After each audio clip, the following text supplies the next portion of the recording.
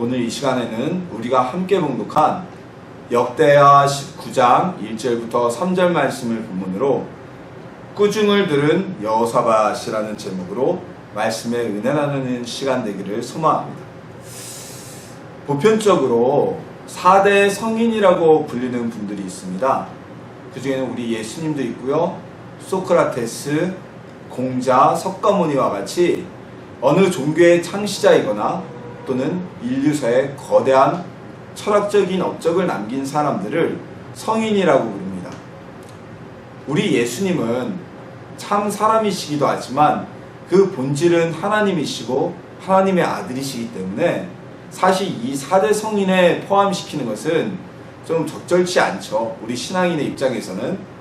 어찌되었건 예수님을 제외하고도 나머지 이 세 사람들은 일반적인 보통 평범한 사람들에 비해서 성인이라는 칭호를 받기에 충분할 정도로 대단히 온전한 삶을 살았습니다. 하지만 그러니 이 성인들도 성인이라고 칭송받는 사람들조차도 완벽한 삶을 살지는 못하였습니다. 완전 무결한 삶을 살았던 것은 아닙니다. 일례로 공자가 즐겨 먹던 음식이 사람의 인육으로 담은 젓갈이라는 것은 널리 알려진 이야기입니다. 그렇게 선인과 군자와 배움으로 인해서 군자가 되어야 된다고 했던 공자가 사람의 인육으로 절인 젓갈을 먹는 걸 즐겨했다는 것은 모르는 사람들에게 굉장한 충격이겠죠. 이 공자가 그 인육으로 된 젓갈을 끊게 된 계기는 자신의 아주 사랑하던 애 제자가 억울한 죽음을 당하여서 그의 몸으로 만든, 그의 살로 만든 젓갈을 모르고 먹었다가 나중에 그 사실을 안 뒤로부터 인육으로 된 젓갈을 끊었다고 합니다.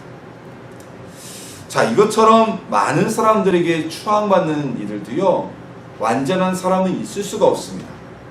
그것은 성경에 기록된 우리가 믿음의 선배들, 믿음의 위인들도 마찬가지입니다. 오늘 본문에서 우리가 말씀을 등장한 여호사밧은요, 유다의 왕 중에서도 손꼽히는 선한 왕이었습니다. 정직하고 하나님을 섬기려고 노력했던 왕이었습니다.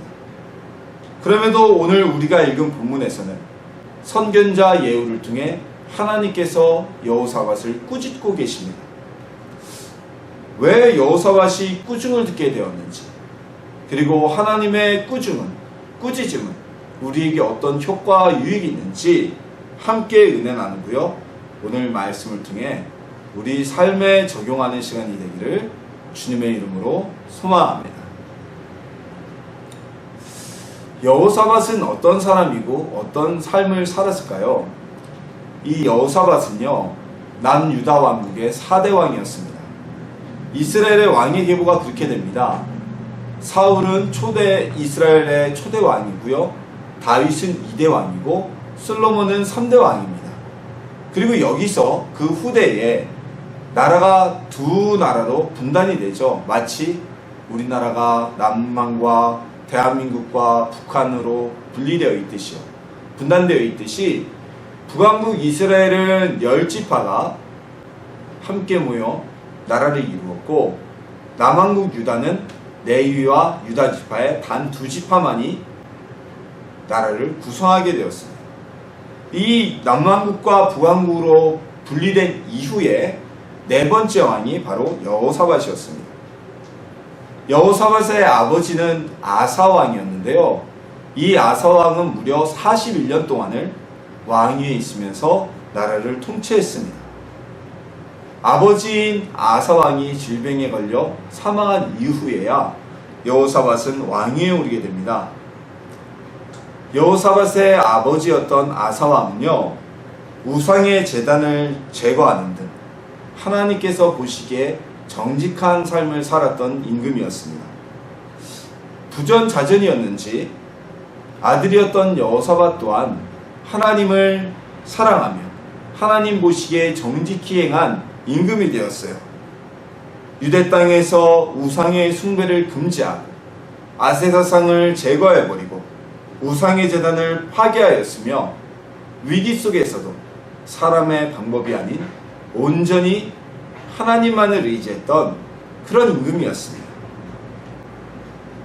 여호사밧의 아버지였던 아사는 이스라엘의 침공으로 인해 나라가 국난에 굉장한 위기에 처하게 되자 아람 군대에게 도움을 청하는 인간적인 방법을 택하였지만 그의 아들이었던 오늘 말씀의 주인공 여호사밧은요, 모압과 암몬과 세일산 연합군이 침공하여서 국가가 풍전등화의 위기에 처했을 때 사람의 방법이 아닌 하나님 전에 나가서 여호와의 전에서 하나님을 향해 기도하는 모습을 보였던 그의 아버지 아사왕보다 한 단계 더 진보한 성장한 모습을 보였습니다. 신앙적으로만이 아니라 정치적으로도 이 여호사밧은 유대를 강대하게 만들기 위해서 여러가지 뛰어난 시도를 추구했던 임금이었습니다. 무역선을 만들어서 무역선을 띄워 국가의 부가 더 늘어나게 하려는 노력을 하였고, 또한 같은 민족으로서 같은 여호와 하나님을 섬기는 아브라함과 이삭과 야곱의 자손인 북왕국 이스라엘과 평화의 정책을 펴므로 인해 북왕국과의 전쟁으로 인한 국력 소진을 막았고, 한 민족인 단일한 민족인 그 민족의 화합과 연합을 추구하였습니다. 그리고 북이스라엘 왕국과 함께 무역에도 동업하고 전쟁에도 동맹을 이루어 참여하는 등 국력을 키우기 위해서 노력하였습니다. 그러다 보니 여호사밧은 아합 왕과 함께 전쟁에 참여하였다 죽을 뻔한 위기도 겪기도 했고요. 암몬, 모압, 세일산 연합군의 침공으로 인해서 나라의 존폐가 걸린 극도의 위기를 겪기도 했습니다. 하지만 이 여호사밧의 말년은 매우 편안했습니다. 25년 동안 유대를 통치하며 암몬, 모압, 세일산 연합군의 침공을 전멸시키신 하나님의 그 기적으로 말미암아 이후에 주변 어떤 나라도 유대를 공격할 만한 엄두를 내지 못했습니다. 굉장히 큰 위기를 맞았지만요, 그 위기를 극복함으로 인해서 여호사밧의 말년은 오히려 더 평안하게, 유다는 평화를 누리며 살 수가 있었습니다. 자, 이것처럼 여호사밧은요, 유대의 왕 중에 선한 왕 중 한 명이었습니다. 그런 여호사밧이 오늘 본문에서 하나님께 꾸중을 듣고 있어요. 무슨 일 때문일까요? 왜 이렇게 선하게 살았던 왕인 여호사밧을 하나님은 꾸짖으셨을까요? 앞서 말씀드린 것처럼 여호사밧은 하나님에 대한 섬김의 마음이 간대하였고, 유다 땅에서 우상을 섬기는 이방 종교를 제거하는 하나님에 대한 신앙이, 믿음이 강력했던 사람이었습니다. 하지만 그는 임금으로서 자신이 통치하는 모국인 유다가 강대하기를 바랬습니다. 부강하기를 원했습니다. 임금이요, 나라가 부강해지고 백성들이 잘 살게 하기를 원하는 것은 아주 당연한 일입니다. 바람직한 모습이고 의무입니다. 그러나 여호사밧은 그 나라를 부강하게 하는 정책을 펴는 데 있어서는 하나님께 그 방법을 묻지 않았던 것 같아요. 유다는 다른 어떤 큰족보다, 다른 민족보다 한 민족으로서 부강한 나라를 이루고 있었던 이스라엘이 가장 실질적인 국가의 위협이었던 나라였습니다. 북왕국은 10지파로 구성되어 있고 남왕국 유다는 2지파로 구성되어 있습니다.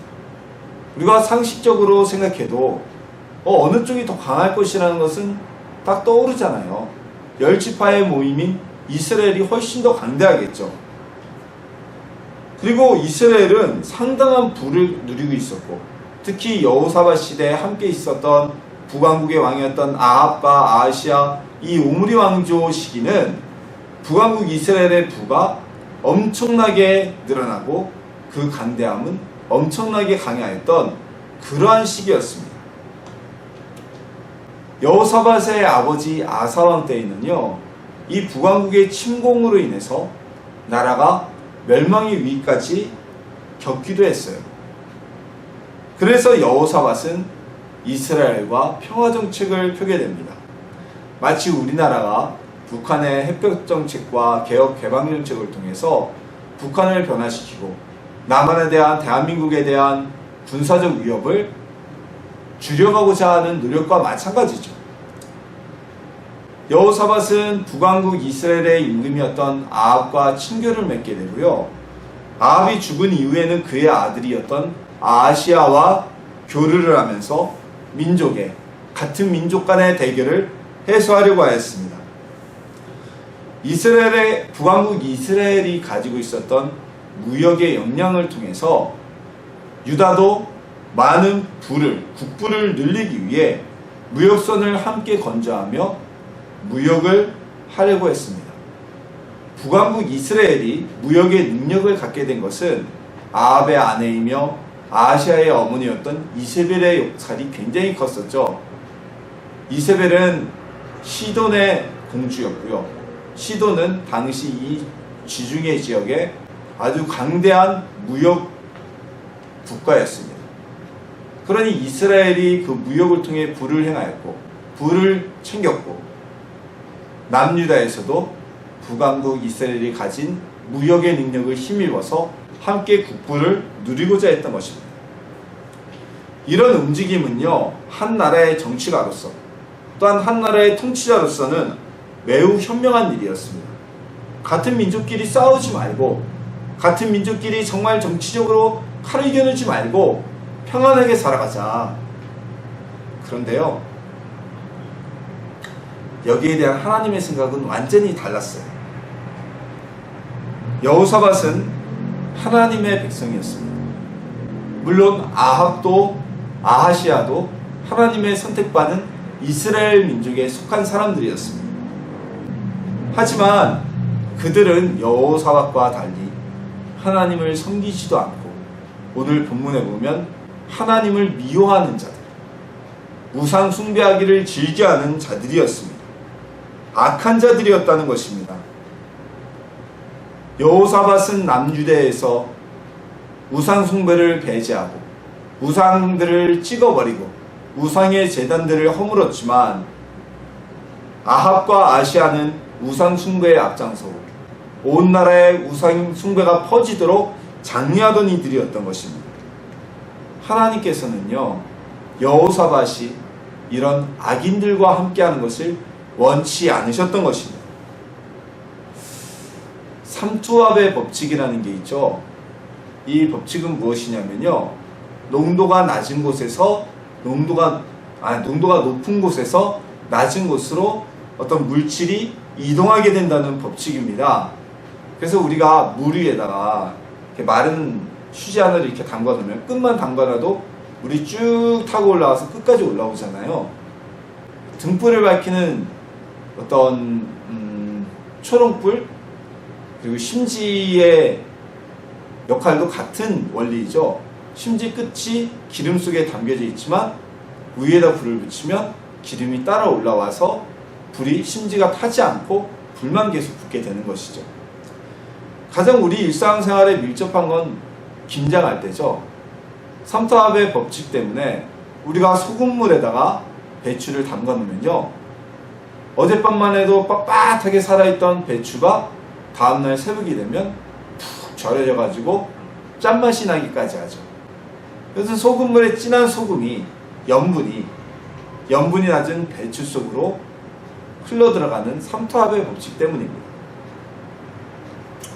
우리 신앙에서도요, 이런 동일한 법칙이 적용이 됩니다.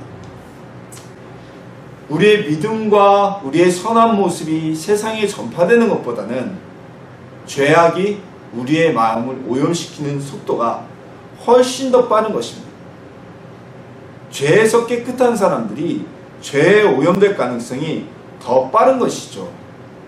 그래서 우리는 죄를 멀리하고 그 죄로부터 우리 스스로를 성결케 하기 위해서 기도하는 것입니다. 예수님께서도 말씀하셨잖아요. 귀신 들린 자에게서 귀신 하나를 내어 쫓았는데 그가 그 마음을 방치하니까 바깥을 유리하던 귀신이 다시 와보고 그 안이 깨끗하여졌음을 보고 동료 귀신들을 불러대니 그의 사정이 이전보다 못하더라. 우리의 마음도 죄에 오염되는 것, 깨끗한 마음도 기도로 지키고 성결하지 못하면 죄에 오염될 가능성이 훨씬 더 큰 것입니다.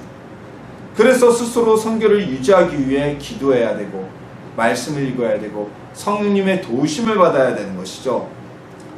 그런데 여호사밧은, 하나님을 열심히 섬기려 했던 여호사밧은 하나님이 기뻐하지 아니하시는, 하나님께서 미워하시는 자들과 함께하고 있었던 것입니다.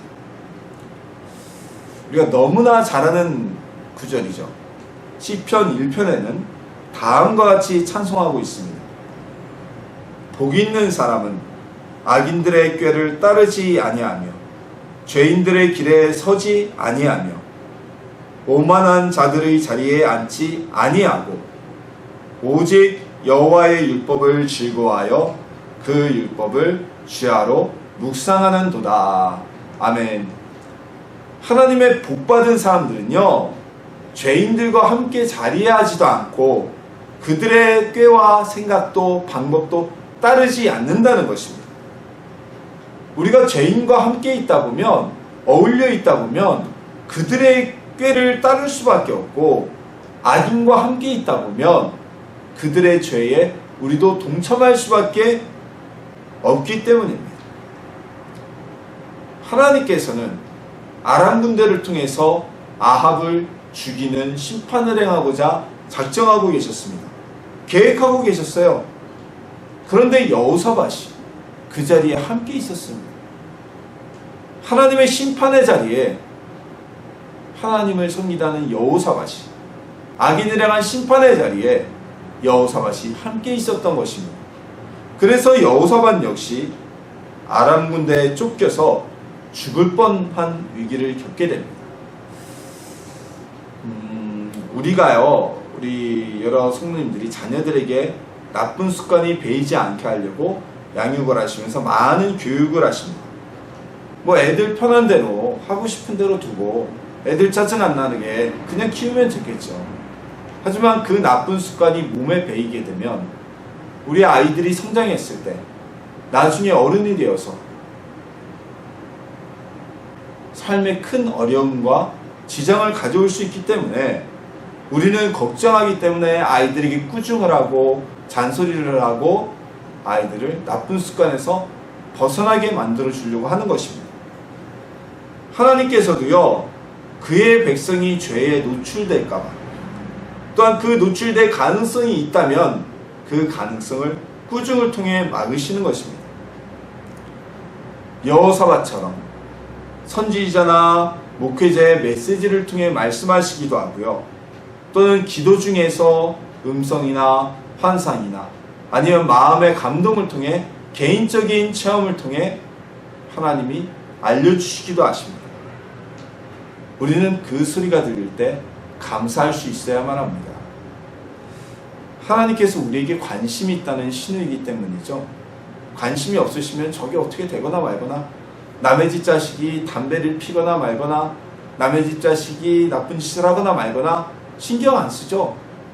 내 아이니까 화를 내고 분을 내고 때로는 매를 들어서라도 고치려고 하는 것이죠. 하나님이 우리를 향한 꾸중이 있으시다는 것, 우리를 꾸짖고 계신다는 것은 우리를 구원하시기 위한, 우리를 하나님께 더 가까이 오게 하시기 위한 관심과 사랑이 있다는 신호이며 표현이라는 것입니다. 여호사밧은 죄인과 함께 했습니다. 하나님께서는 여호사밧이 죄에 오염되는 것을 원하지 않으셨습니다. 그래서 여호사밧이 아합과 아하시아와 함께하는 것을 원치 않으셨던 겁니다. 여호사밧은 자신의 통치권을 행사하는데 하나님께 뜻과 의견을 묻지 않았습니다. 사람의 시각으로는 대단히 뛰어난 통치력과 정치력을 가지고 있었습니다. 하지만 하나님께서는 그 모습을 기뻐하지 않으셨고 선견자인 예후를 보내 여호사밧을 꾸중하고 계신 것입니다. 우리도 지금 현재 내가 잘못된 자리에 서 있다면 바로 돌이키는 하나님의 자녀가 되길 소망합니다. 또는 내가 잘못 가고 있다고 주님께서 우리에게 꾸중하고 계신다는 것을 느끼면 감사하는 성도님들이 되시길 소망합니다. 그것은요, 우리가 미워서가 아닌 우리를 사랑하는 하나님의 표현이시기 때문입니다. 여호사밧은 선견자 예후를 통해 하나님의 꾸짖음을 듣게 되었습니다. 근데 중요한 것은요, 여호사밧이 꾸짖음을 들었다는 사실이 아닌 그 꾸중을 들은 이후의 여호사밧의 행동입니다. 여호사밧은 하나님의 꾸중 속에서 아세라 목상들을 이 땅에서 없애고 마음을 기울여 하나님을 찾은 것을 내가 기뻐한다는 사실을 알게 되었습니다. 하나님의 꾸중을 듣고 난 이후에 여호사밧은요, 투덜거리거나 하나님 제가 이만큼 했으면 됐지 또 뭘 원하신다고요? 라고 투덜거리거나 아니면 하나님 저한테 왜 이러십니까? 저 지금 전쟁터에서 죽다 살아온 사람입니다. 라고 서운해하지도 않았습니다. 오늘 본문에 우리가 이어지는 4절부터의 말씀을 보면 하나님께서는 여호사밧의 잘못에 대해서 내가 분명히 너의 죄의 대가를 물을 것이다 라고 하나님의 징계가 예정되어 있었습니다. 그럼에도 불구하고 4절부터 보면 여호사밧은 더욱 열심을 내어서 온 유다의 백성들이 하나님께 돌아오게 하기 위해 노력하였고 온 유다 땅을 돌아다니며 백성들에게 하나님을 섬기라고 전하고 우상의 제단들을 철거하였습니다. 백성들뿐만이 아닌 재판관과 같이 권력을 가지고 힘을 가지고 있던 이들에게도 하나님의 공의로 재판하고 하나님의 공의로 백성들을 대할 것을 촉구하고 있습니다. 예후를 통한 하나님의 꾸짖음이 여호사밧을 다시 본래의 자리로 올바른 길로 돌아오게 했던 것입니다. 오늘 본장 이후에 여호사밧이 이스라엘 왕들과 다시 교류했다는 내용은 나타나지 않고 있습니다. 여호사밧은요, 하나님의 꾸중을 통해서 자신의 길을 바로하고 그리고 그로 인해 그의 말년이 형통하여지게 되는 축복을 받게 되었던 것입니다. 하나님의 징책 또는 하나님의 징계라고 말하는 하나님의 꾸중과 꾸짖음은요, 우리의 신앙생활을 바른 길로 인도하는 큰 교육적 효과가 있습니다. 요즘에는 아이들에게 어떤 신체적 체벌을 가하지 말아야 된다는 인식이 사회 전반에 널리 펴져 있죠. 그러나 때로는 그런 인식이 너무나 보편화되고 그런 인식이 너무나 당연한 것처럼 받아들여져서 이 사회의 미래가 안타까울 때가 있어요. 물론 과거처럼 어린아이들, 학생들의 인권을 유린하면서 폭력을 행사하라는 것이 절대 아닙니다. 우리가 아이들을 교육시키다 보면요, 잘못하면 말로 타일렀을 때도 안 들으면 말로 꾸중을 하게 되고, 말로 꾸중해서도 안 들으면 때로는 매를 들고 체벌을 하여서 그 아이가 잘못된 길에서 바르게 인도하는 것이 바로 교육이라는 것이죠. 부모와 자녀에 대한 사이의 폭력에 대해서도 매우 단호하게 법 적용을 하는 미국 사회에서도요, 소위 플리턴의 휴회 또는 미국 사회를 움직이는 명문가들, 뭐 몇몇 우리도 알고 있는 명문가들이 있죠. 뭐 부시 가문, 뭐 케네디 가문, 록펠러 가문 등등 이런 명문가들에선 아직도 엄격한 가정교육을 갖추고 가문의 전통을 이어나가고 미국 사회를 주도하는 힘을 유지하고 있다고 합니다. 저를 비롯해서요, 모든 하나님의 자녀들은 다 복받기를 소망합니다. 저도 그래요. 저도 잘 먹고 잘 살면 좋겠고요.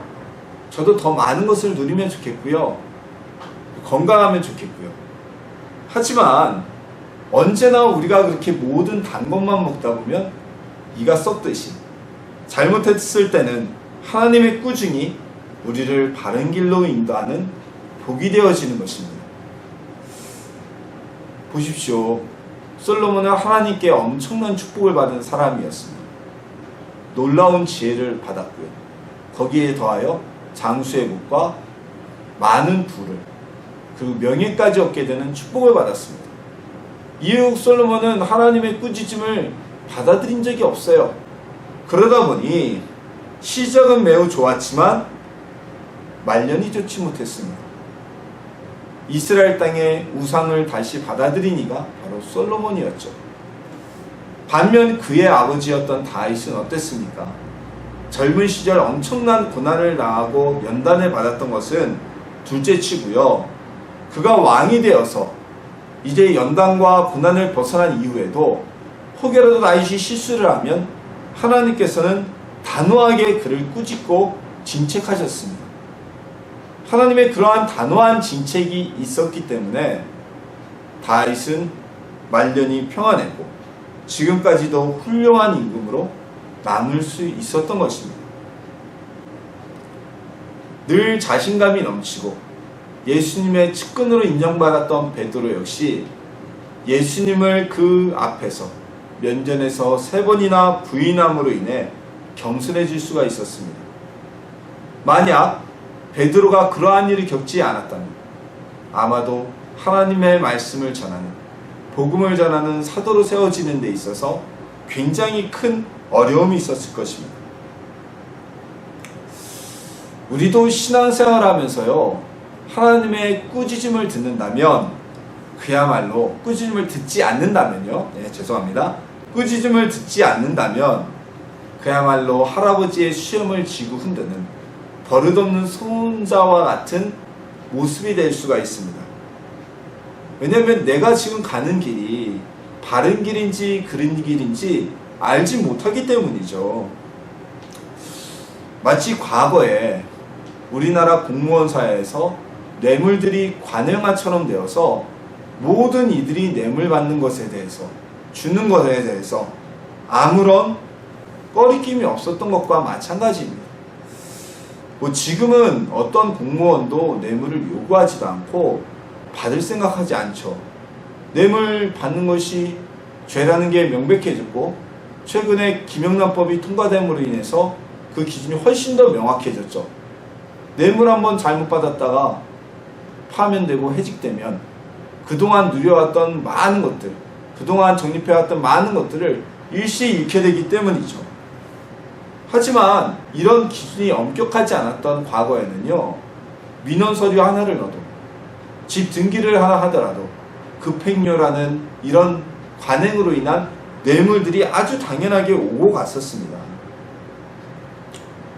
뇌물에 대한 처벌이 강화되면서 누구도 뇌물이 이제 죄라는 것을 알고 주지도 받지 않는 것처럼 하나님의 꾸짖음은, 하나님의 꾸중은 우리를 바른 길로 인도하는 기준을 제시해 준다는 것입니다. 여호사밧에게 들려진 하나님의 꾸중은 상당한 효과를 나타내게 되었습니다. 앞서 우리가 살핀 바와 같이 여호사밧은 더욱 열심으로 유다 땅에서 하나님에 대한, 여호와에 대한 신앙이 번성하게 하려고 노력하였습니다. 또한 그가 아시아와 아합과 연합했기 때문에 온 징계, 암몬, 모압, 세일산 연합군의 침공이 왔을 때 그는 바로 하나님께만 나가서 하나님께만 그 해결을 구하게 됩니다. 그의 아버지 아사처럼 다른 나라의 도움을 구하거나 북왕국 이스라엘의 도움을 구하지 않았습니다. 이것은요, 잘못된 길로 갔다가 하나님께 꾸중을 드는 것에 대한 학습 효과라고 볼 수가 있죠. 또다시 잘못된 길을 가면 또 꾸중을 받을 테니까요. 하나님의 징계는요, 복입니다. 하나님의 징계는요, 우리를 고쳐주는 약입니다. 그 꾸중을 수용하는 사람은 복된 길로 인도함을 받게 됩니다. 하나님의 징계는 벌이 아닌 축복입니다. 사람의 징계를 듣다 보면 때로는 서운하기도 하고 때로는 거리가 멀어질 때도 있습니다. 하지만 우리는 하나님이 우리를 꾸짖으실 때, 징계가 있을 때 더욱더 가까이 하나님께 나아가야만 합니다. 하나님은 우리를 바른 길로 인도하는 복된 길로, 방법 중에 하나로 꾸중과 징계를 선택하셨기 때문입니다.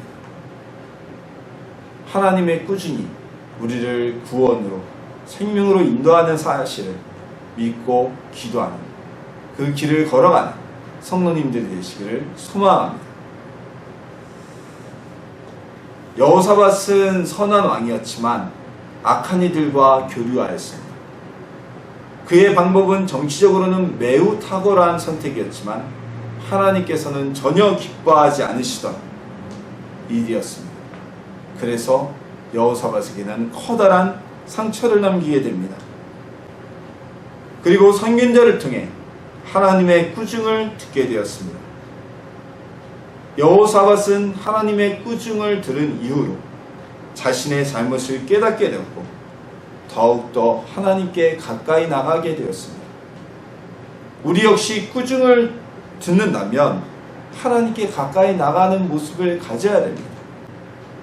하나님께 가까이 나갔던 여호사밧은 자신에 대한 징계가 내려졌을 때 하나님만을 의지하여서 하나님의 기적을 체험하고 말년에 평안한 삶을 살아가는 복을 얻게 되었던 것입니다. 우리도 말씀을 통해 또는 개인적인 체험을 통해 여러 경로로 우리가 잘못된 길을 갈 때 하나님의 꾸중을 들을 수 있습니다. 하나님의 꾸중은요, 우리가 미워서 하시는 것이 아닌 우리를 사랑하시기 때문에 주시는 꾸중입니다. 우리를 바른 길로 인도하기 위한 꾸중이라는 것입니다. 그래서 우리는 하나님의 꾸중을 들을 때, 징계를 받을 때 감사할 수 있어야 합니다. 그것은 우리를 사랑하신다는 하나님의 표현이기 때문이죠. 그리고 하나님의 꾸중을 들었을 때 낭망하거나 좌절하거나 서운해하거나 분해하지 말고 여호사밧처럼 더 하나님께 가까이 하여서 복을 얻는 하나님의 자녀가 되어야 합니다. 그렇다면 엄청난 징계 이후에 평안의 삶을 살게 한 하나님의 은혜가 우리의 인생에게도 똑같이 임하게 될 것입니다. 우리가 잘못했을 때 들리는 하나님의 꾸중에 우리는 귀를 기울여야만 합니다. 그리고 그 꾸중이 시름이 아닌 우리에 대한 하나님의 사랑이라는 사실을 깨닫고 감사하며 기뻐해야만 합니다. 감사히 받아들여야만 합니다. 그렇다면 우리는 앞으로의 삶에서 하나님께서 주시는 평안을 누리면서 살게 되어질 것입니다. 하나님의 꾸중을 듣지 않는 삶, 듣더라도 감사로 따르는 삶, 그러한 삶을 삶으로 인해서 하나님의 사랑 속에서 평안을 누리는 성도님들, 하나님의 자녀들이 되시기를 예수님의 이름으로 축원합니다.